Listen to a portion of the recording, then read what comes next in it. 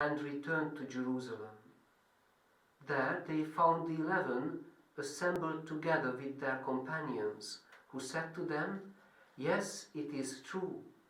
The Lord has risen and has appeared to Simon." Then they told their story of what happened on the road and how they had recognized him at the breaking of bread. This is the gospel of the Lord.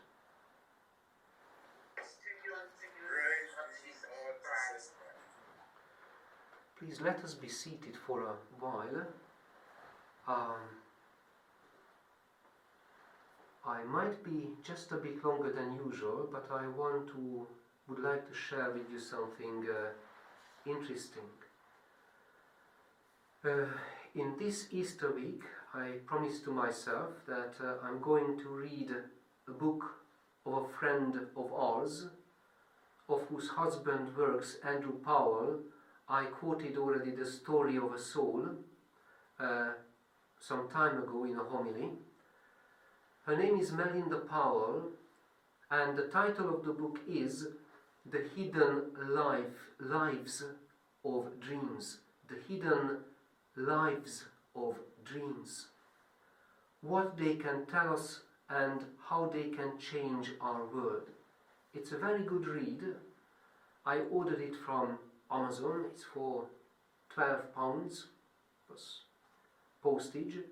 It's a very interesting read. The reason being is that this week I started a series, a very sketchy series, comparing the life of dreams and the nature of our faith.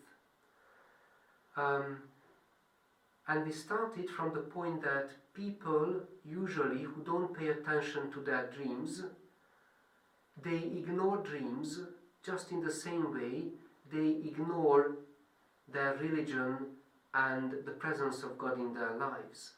People usually treat dreams as something transient, which goes quickly, that's something which has no weight, and for many people, religion loses its importance, the value of its weight.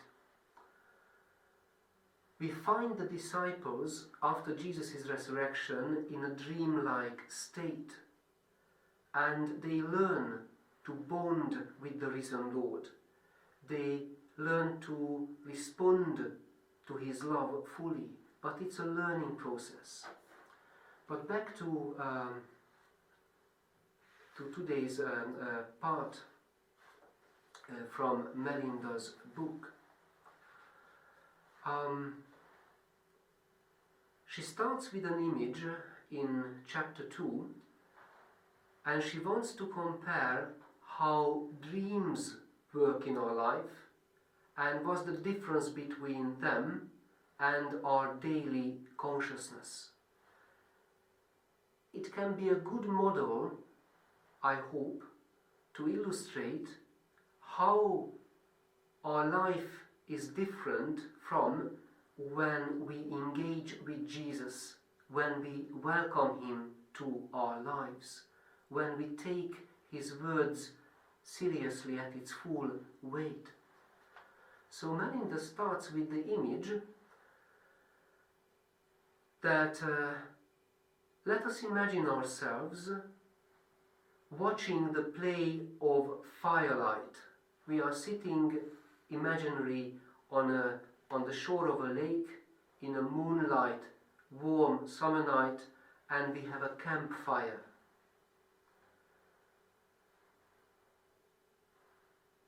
We are sitting there watching the play of the firelight and shadows as we talk about the nature of sleep and dreams.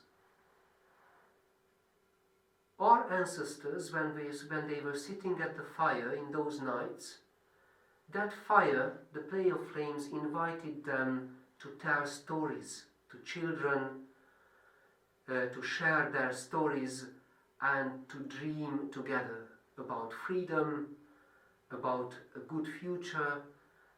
So it was very inspiring. That firelight took them away from the day-to-day problems, from the day-to-day thinking, and they entered a magical world when they could feel themselves free and creative.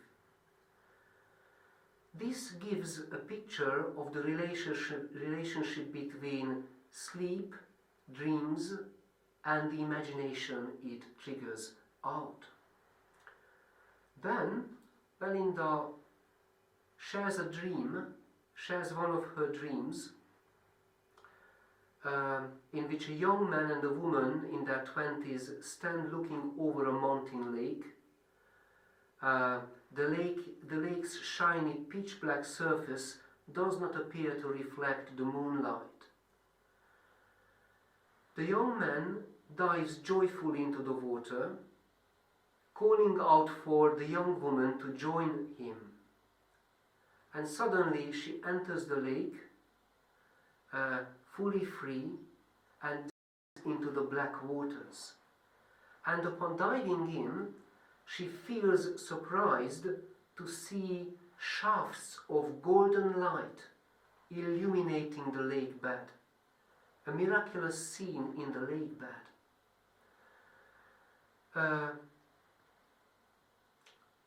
Through the backdrop of the design, the shape of these reflections, more darkness appears, suggesting that the lake has further depths, and these flickering golden lights invite the swimmer deeper and deeper into the lake. As the woman admires the beautiful squares, the young man swims over to her, laughing, and then swims on playfully. She swims after him, aware that she can breathe underwater. Then she awakes. So this is a dream and a little bit of explanation. She associated the young man in the lake with the ancient Greek god of sleep, Hypnos. We know that we are familiar with the word hypnosis. It comes from this Greek myth, from this Greek story about Hypnos. So he identifies the young man with the ancient Greek god of sleep, Hypnos, enticing us into the depths of sleep and dreams. Hypnos has a sweet, playful nature, a natural innocence, which is in contrast to that of his brother. In the Greek mythology, Hypnos, the god of sleep, has a brother, and his twin brother is Thanatos, who is the god of death. It's a beautiful symbolic story because when we fall asleep, it is also called a small death because we totally lose ourselves. So perhaps that's why the Greek myth devised this story and related Hypnos, the god of sleep, with Thanatos, the god of death. In our nightly sleep, we do, in one sense, die. We die in our nightly sleep to consciousness of the waking state, and we leave it behind and we enter other realms when we are dreaming, and we can have very weird, very colorful, very puzzling stories in our dreams. This symbolic death, when people dream, takes us out of the routine of daily life. Our dreams take out of the stress of the workaday world into an imaginary world, an imaginal world. This is the world of sleep and dreams. And in dreams, Melinda says, our imagination starts working, and this new world acts as image making, form giving as a creative activity. Just as we are, when we are sitting at the campfire and we are entering this magic world of imagination and dreaming and thinking about freedom.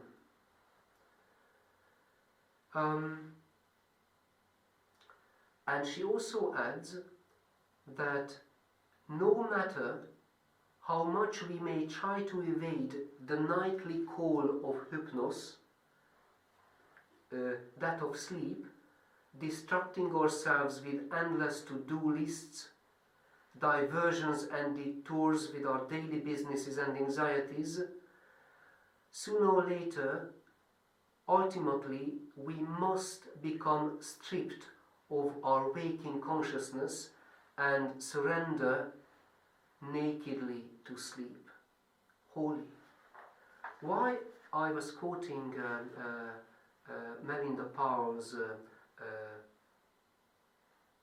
two passages from her book is because meeting the risen Lord is like a dreamlike state. It's a different encounter with our rational encounters. It is very different.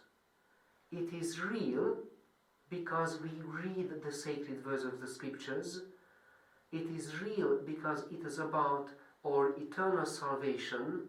It is real because it's about our own spiritual growth. But on the other hand, it can be ignored just as people or we can ignore our dreams. And when we engage with the Lord, when we open our hearts to Jesus, saying that, Lord, your resurrection, the good news what we read, is just as real as our resounding words when we read the story, your story aloud. And when we welcome Jesus as real, he starts communicating with us as someone who is really real and there for us.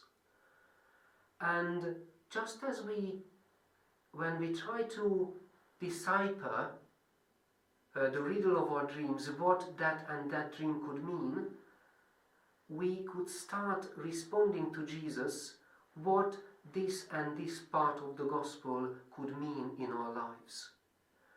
And the risen Lord, now he appeared on the road to Emmaus, then he appears to 500, then he appears to the women, to the disciples. He is embarking on a journey and he's inviting us deeper and deeper on into his journey to follow him. Just like in that dream, the lake seemed to be deeper and deeper. So the point I'd like to make is that let us challenge ourselves. Let us use our Easter imagination, because these 8 days of Easter is like a miraculous period. We can really bond with Jesus. So let us challenge ourselves and try to use our imagination that our daily routine is always there.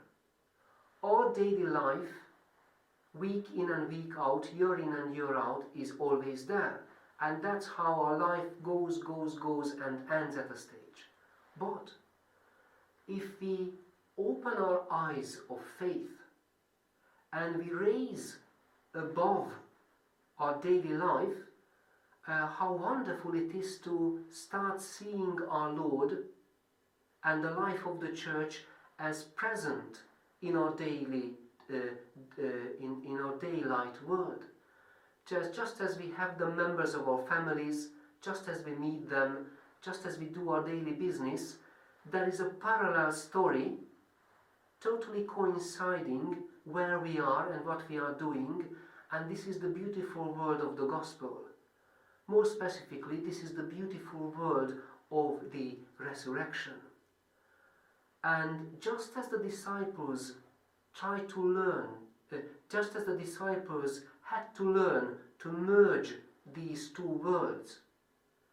Their world, when they lost Jesus, the world of their daily business and daily routines, with the new life of Jesus. And then when the two merged and became one, they have become incredibly enriched. And that's the point of our Christian life, to bring the two worlds as close as possible together.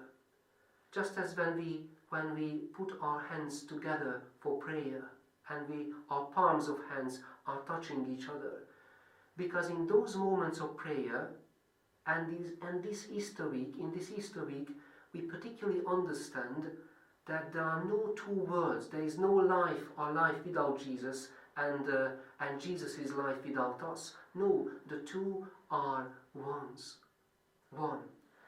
So, dear brother and sister, let us think this image, this symbol which Melinda gives us over, swimming in the lake of the resurrection and giving meaning to it. Let us work on, let us spend time, particularly in this time of lockdown, to think about how can we make Easter, the resurrection, real in our lives. Also added to it, how can we make our shared life of resurrection with Jesus real to the world? Because that's the next step, bringing closer our experience in the church and the life of the world. And the closer the two get, the richer and a bigger difference is made in our world. Amen. Sorry for being long, but I wanted to share this story with